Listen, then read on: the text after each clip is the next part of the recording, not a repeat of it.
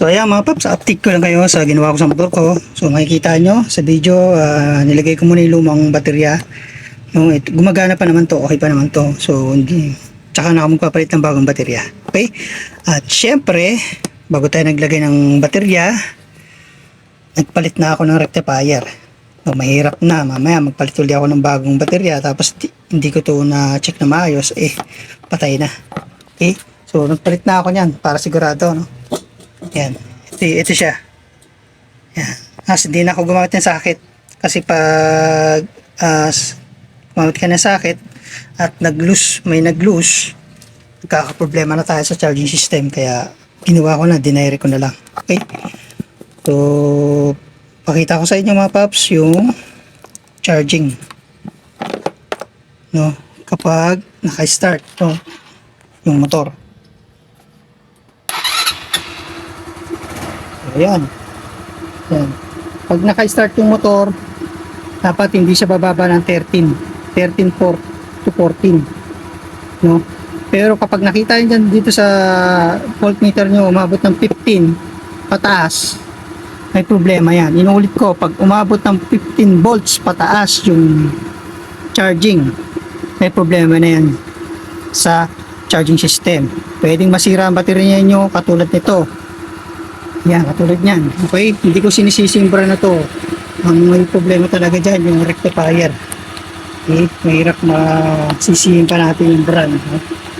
So yan, Novo.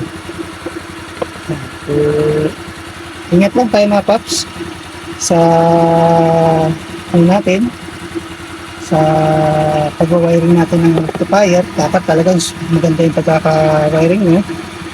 Patayin ko muna para mas so yan.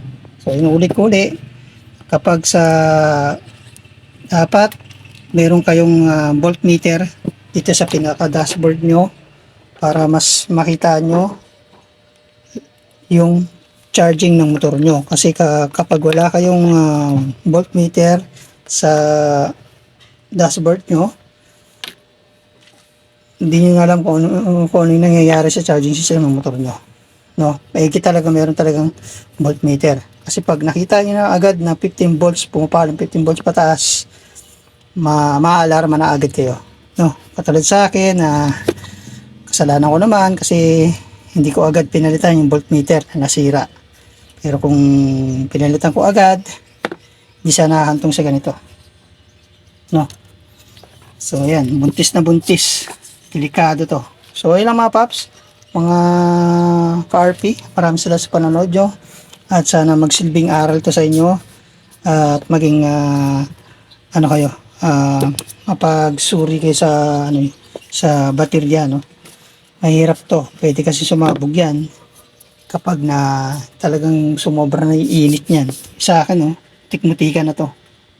Okay, so yun lang mga paps, mga ka-RP, maraming salamat sa panonood. God bless sa inyo lahat. Bye bye. Peace out.